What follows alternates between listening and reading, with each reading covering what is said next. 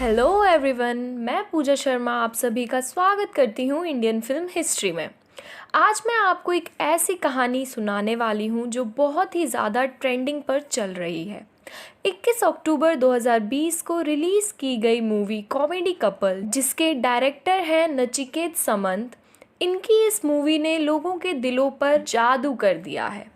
इस movie comedy couple के couple हैं साकिब सलीम उर्फ दीप शर्मा और श्वेता बासु उर्फ जोया पत्रा।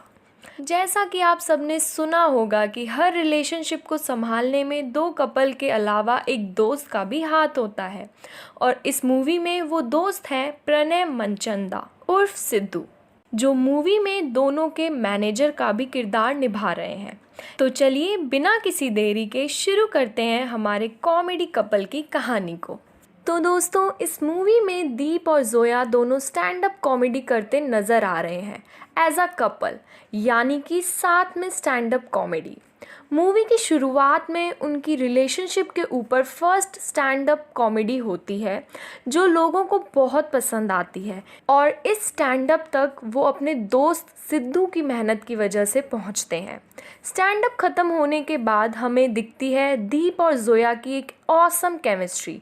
वो दोनों अपने घर जा रहे होते हैं जहां वो लिव इन में रहते थे, लेकिन स्टैंड अप करने के बाद वो इतने खुश हो जाते हैं कि लिफ्ट में उनके कोजी मूवमेंट सोसाइटी की एक लेडी देख लेती है, जिस वजह से उन्हें सोसाइटी से निकाल दिया जाता है। अगले दिन उनका ब्रोकर दीप को बहुत सुनाता है कि लोगों को दीप और ब्रोकर ने ये बताया था कि दीप और जोया भाई बहन हैं, लेकिन सबको सच पता लग गया। तभी जोया को पता चलता है कि दीप ने जोया से झूठ बोला, यानी जोया को ये लगता था कि उस सोसाइटी में वो एज अ कपल रह रहे हैं, यानी कि लिव इन में रह रहे हैं। फिर जोया दीप को उसके झूठ के लिए बहुत सुनाती है, लेकिन ब्रोकर उन्हें समझाता है और साथ मिलकर दीप और जोया डिसाइड करते हैं कि जब तक उन्हें नया फ्लैट नहीं मिलता तब तक कुछ टाइम के लिए वो दोनों अपने अपने दोस्त के घर रहेंगे। तो एक तरफ उनके डेली स्टैंड अप के शोज़ फेमस हो रहे होते हैं और दूसरी तरफ वो फ्लैट ढूंढ रहे होते हैं। फिर एक फ्लैट जोया को इतना पसंद आ जाता है कि जोया उसको किसी भी हाल में छोड़ना नहीं चाहती थी, लेकिन उनका ब्रोकर उन्हें कहता है कि ये फ्लैट दीप और जोया को तभी मिल सकता है अगर वो शादीशुदा हों। जोया दीप से कहती है कि इसमें हर्ज ही क्या है अगर वो दोनों शादी कर लें। जोया दीप को शादी के लिए प्रपोज कर देती है और अगले दिन वो दोनों कोर्ट जाते हैं शादी के लिए। लेकिन जोया और दीप की एक रात पहले बहस होती है, क्योंकि दीप जोया को कहता है कि वो इस शादी के बारे में अभी अपने पेरेंट्स को नहीं बताना चाहता, और वो जोया को भी यही समझाता है कि वो भी अपनी मम्मी को ये बात अभी ना बताए।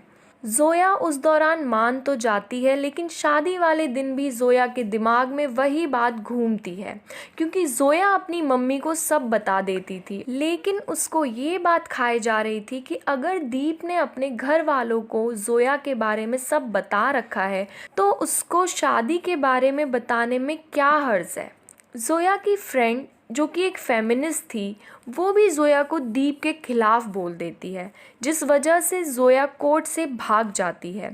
फिर घर पहुंचकर जोया और दीप इस बारे में बात करते हैं। तब दीप जोया को बताता है कि आज तक दीप ने जोया से झूठ बोला है। दीप ने कभी भी अपने पेरेंट्स को जोया के बारे में नहीं बताया, यानी कि दीप के पेरेंट्स के लिए कोई जोया नाम की लड़की एग्जिस्ट ही नहीं करती है।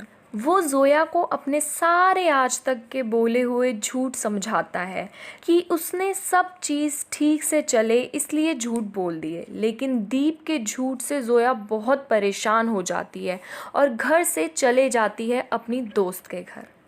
अपने दोस्त के घर पहुंचकर जोया अपनी मम्मी से बात करती है।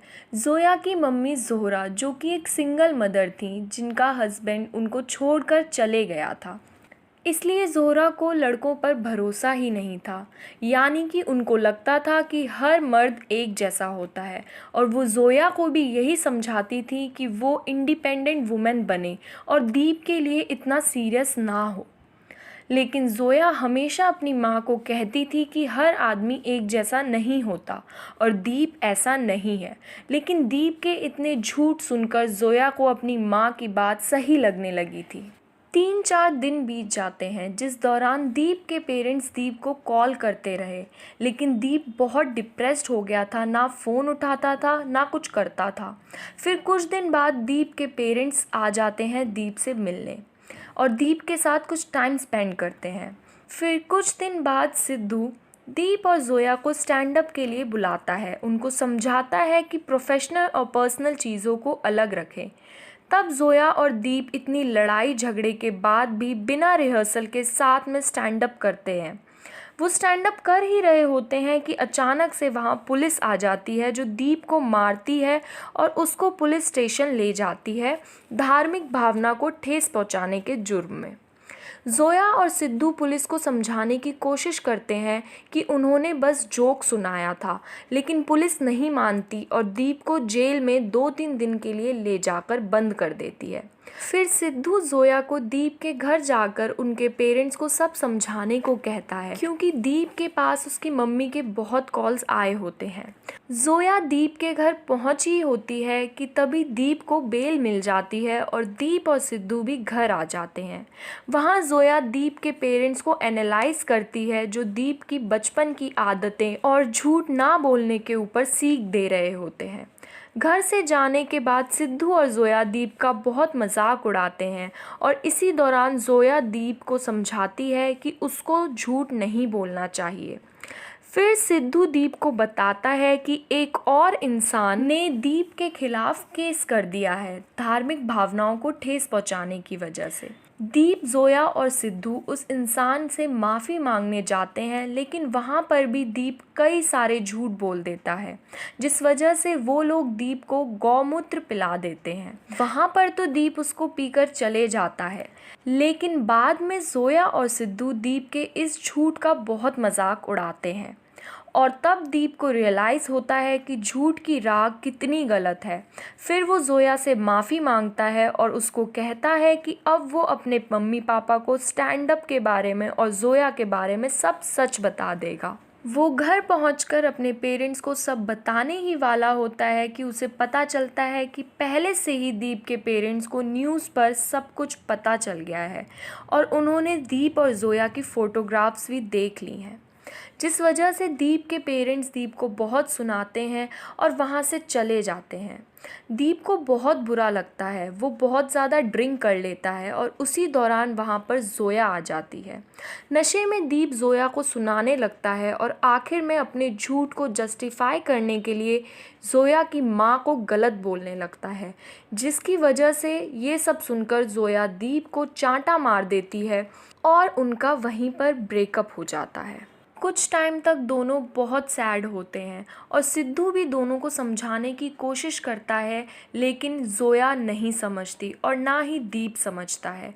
फिर ज़ोया ये डिसाइड करती है कि अब वो इंडिपेंडेंटली स्टैंड अप करेगी और दूसरी तरफ दीप भी यही डिसाइड करता है। ज़ोया तो सब हैंडल कर लेती है, लेकिन दीप अंदर ही अंदर इतना डिप्रेस्ड हो जाता है और उसकी इंडिविजुअल स्टैंड अप सैड शायरी की तरह लगने लगती है। दीप बहुत ज़्यादा सिगरेट और ड्रिंकिंग भी करने लगता है, यानी दीप ज़ोया के जाने के बाद एक तरह से ख़त्म होता जा रहा था। ज़ोया के जाने के बाद दीप सिर्फ सच बोलने लगा था, जिस बारे में ज़ोया को सब पता था। वो डेली दीप की स्टैंड अप देखती थी, उसको दीप का बदलाव दिख रहा था। और दोस्तों, गलती करने के बाद कोई अपनी गलती को सुधार रहा है तो उसको एक मौका तो देना ही चाहिए। और अंत में ज़ोया यही करती है, दीप को माफ़ कर देती है, जहां दोनों को रियलाइज़ हो जाता है कि दोनों एक साथ ही स्टैंड अप करते अच्छे लगते हैं और ना ही ज़ोया दीप के बिना रह सकती है और ना ही दीप ज़ोया के बिना रह सकता है।